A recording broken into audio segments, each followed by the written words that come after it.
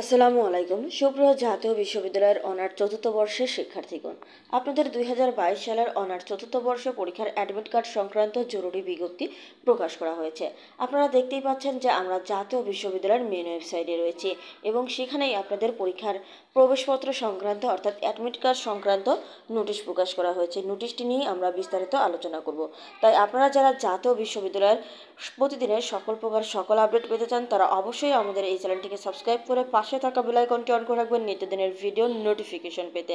So viewers, আপনারা দেখতেই পাচ্ছেন আজকে 2022 সালের অনার্স চতুর্থ বর্ষ পরীক্ষার প্রবেশপত্র ডাউনলোড, মুদ্রণ ও বিতরণ সংক্রান্ত জরুরি বিজ্ঞপ্তি প্রকাশ করা হয়েছে। আপনাদের এই প্রথম কিন্তু পরীক্ষা নেওয়া হবে এক্সামিনেশন ম্যানেজমেন্ট সিস্টেমের অর্থাৎ সফটওয়্যারের মাধ্যমে।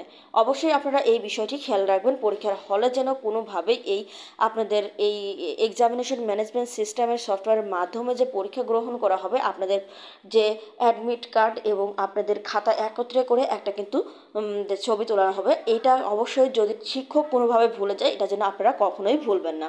তো আপনারা দেখতেই পাচ্ছেন চতুর্থ বর্ষ পরীক্ষা আগামী 19/5/2024 তারিখ দুপুর 2টা থেকে অনুষ্ঠিত হবে। আর আপনাদের অ্যাডমিট কার্ড কিন্তু এই উক্ত পরীক্ষার প্রবেশপত্র পরীক্ষা নিয়ন্ত্রক মহোদয়ের ডিজিটাল স্বাক্ষর সহ 8/5/2024 তারিখ দুপুর 2টায় প্রকাশ করা হবে। অর্থাৎ আজকে দুপুর 2টায় কিন্তু প্রকাশ করা হয়েছে। সংশ্লিষ্ট সকল কর্তৃপক্ষের প্রবেশপত্র ডাউনলোড করে প্রিন্ট নিয়ে প্রবেশপত্রের নির্ধারিত স্থানে অধ্যক্ষ মহোদয়ের সিল সহ স্বাক্ষর প্রদান করে পরীক্ষার্থীদের নিকট বিতরণ করা হবে। তাহলে আপনাদের অধ্যক্ষ মহোদয়ের সিল সহ স্বাক্ষর প্রদান করে আপনাদের কিন্তু এই অ্যাডমিট কার্ড দেওয়া হবে।